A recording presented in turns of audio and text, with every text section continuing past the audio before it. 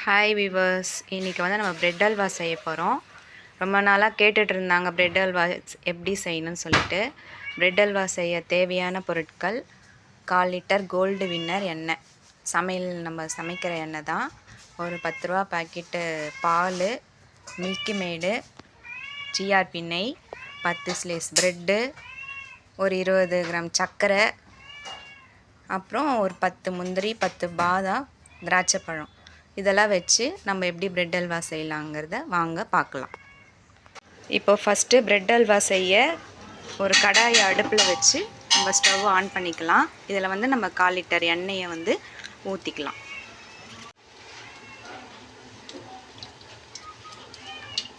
எண்ணெய் ஊற்றிட்டு எண்ணெய் நல்லா சூடானது பிறகு ப்ரெட்டை வந்து நம்ம அதில் பொரித்து எடுத்துக்கணும்.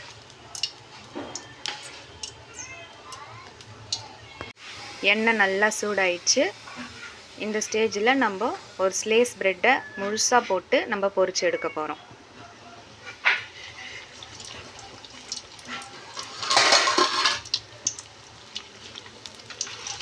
நம்ம காரம் இல்லாத நல்லா கடாயாக பார்த்து எடுத்துக்கோங்க. காரம் இருந்ததுன்னா பால்லாம் ஊற்றுறதுனால திரண்டுடும். அதுக்குன்னு தனியாக பாத்திரம் வச்சுக்கோங்க. நல்லா ப்ரெட்டை கொஞ்சம் பொன்னிறமாகிற வரைக்கும் பொரிச்சு எடுத்துக்கோங்க. ப்ரெட்டு நல்லா பொன்னிறமாயிடுச்சு.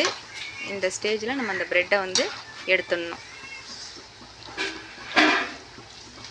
ரொம்ப தீஞ்சாலும் ப்ரெட் அல்வா வந்து கசப்பு எடுத்துரும். தீயாமல் நல்ல பொன்னிறமாக பார்த்து திருப்பி போட்டு பக்குவமாக அதை எடுங்க. நம்ம ப்ரெட்டு பொரிக்கிறதுலாம் இருக்குது, அது டேஸ்ட்டு வர்றது. ரொம்ப தீஞ்சதுன்னா ரொம்ப கசப்பு எடுத்துரும். அவ்வளோதான், கோல்டு கலரில் ஆயிடுச்சு. இந்த ஸ்டேஜில் நம்ம ப்ரெட் எடுத்துடலாம். ப்ரெட்டு நல்லா ஃப்ரை பண்ணி கொண்டு வந்துட்டோம். இப்போ இதை வந்து நல்லா கையில் உடச்சி போடணும். எப்படி உடச்சி போடணுங்கிறத பாருங்கள். சின்ன சின்ன ஸ்லைஸாக கையிலே போட்டுக்கோங்க. ப்ரெட்டு நல்லா உடச்சாச்சு.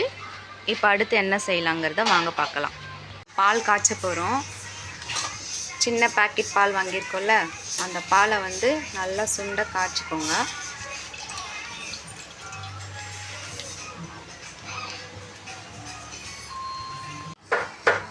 பால் நல்லா கொதி வந்துடுச்சு.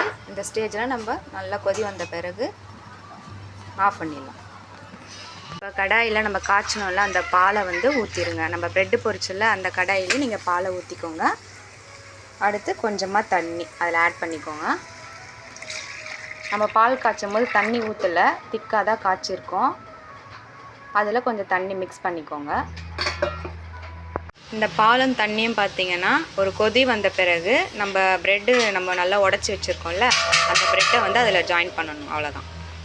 பால் பார்த்திங்கன்னா நல்லா கொதி வந்துருச்சு, பாலும் தண்ணியும். இந்த ஸ்டேஜில் என்ன பண்ணணுன்னா, அடுப்பை சிம்மில் வச்சுட்டு இப்போ நம்ம பொரிச்சு வச்ச அந்த ப்ரெட்டை வந்து அதில் சேர்த்துடலாம்.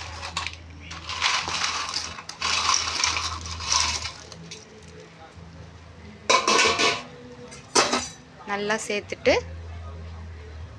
அடுப்பை இப்போ அதிகப்படுத்திக்கோங்க. சிம்மில் வச்சதை அதிகப்படுத்திக்கோங்க. நல்லா ஒரு தடவை புஷ் பண்ணுங்க. அப்படியே ப்ரெட்டையும் பால் ரெண்டுத்தையும் மிக்ஸ் பண்ணிக்கோங்க.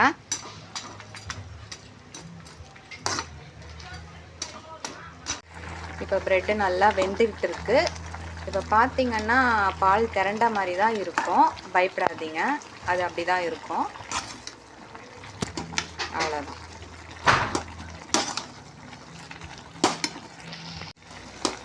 நல்லா ப்ரெட்டு நல்லா ஊறிடுச்சு. இப்போ நல்லா இந்த மாதிரி மேஷ் பண்ணிவிடுங்க. நல்லா குத்தி விடுங்க, உடைக்கணும். ரொம்ப முழுசாக இருந்தாலும் ப்ரெட் அல்வா நல்லா இருக்காது. இப்படி நல்லா பண்ணி விட்டிங்கன்னா அது நல்லா சாஃப்டாக உங்களுக்கு கிடைக்கும் அல்வா.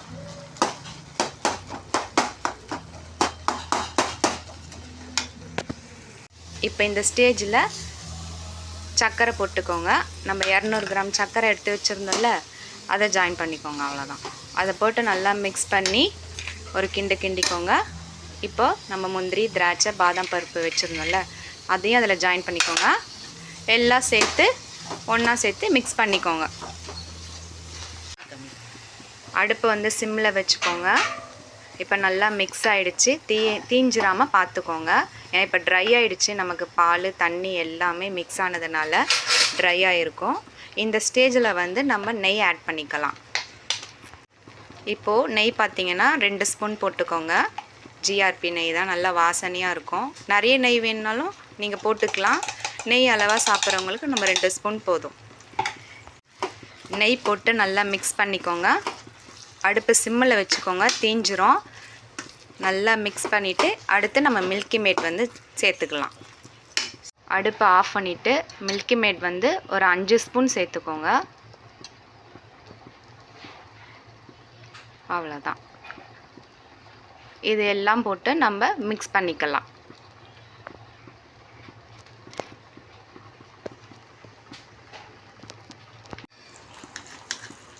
நல்லா மிக்ஸ் பண்ணிக்கோங்க. மிக்ஸ் பண்ணிட்டீங்கன்னா உங்களுக்கு பிரெட் அல்வா ரெடி ஆகிடும்.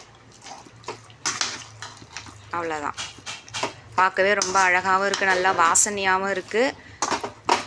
பிரெட் அல்வா இப்படி இந்த முறையில் தான் நீங்கள் செய்யணும். ரொம்ப சிம்பிள் தான், நம்ம ரொம்ப கஷ்டம்னு நினச்சிக்காதீங்க. பிரெட் அல்வா ரொம்ப ஈஸி. இப்போ நீங்கள் ஒரு பிரியாணி செய்கிறீங்கன்னா அதுக்கு நமக்கு சைட் டிஷ்ஷு, நமக்கு ஸ்வீட் வேணும்னா இதை நம்ம ரெடி பண்ணிக்கலாம். வீட்டில் விருந்தாளிங்க வராங்கன்னா டக்குன்னு நம்ம ரெடி பண்ணிக்கலாம். கடைக்கு போய் கூட நம்ம ஸ்வீட் வாங்க வேண்டிய அவசியம் இல்லை. அவ்வளோ சூப்பராக இருக்கும். பிரெட் அல்வா ரெடி ஆயிடுச்சு. இப்போ இந்த பிரெட் அல்வா பார்த்திங்கன்னா 10 ஸ்லேஸ் தான் போட்டிருக்கோம். இந்த 10 ஸ்லேஸுக்கு ஒரு 25 பேர் நம்ம ஒரு ஸ்பூன் வச்சா கூட 25 பேர் வந்து நம்ம சாப்பிட்லாம். அவ்வளோதான். எப்படி இருக்குதுன்னு சொல்லுங்கள் செஞ்சு பார்த்துட்டு. அப்புறம் நெக்ஸ்ட்டு ஒரு இன்ட்ரெஸ்டிங்கான வீடியோவில் உங்களை நாங்கள் சந்திக்கிறோம். மறக்காமல் கமெண்ட் பண்ணுங்கள், லைக் பண்ணுங்கள், சப்ஸ்கிரைப் பண்ணுங்கள். நன்றி.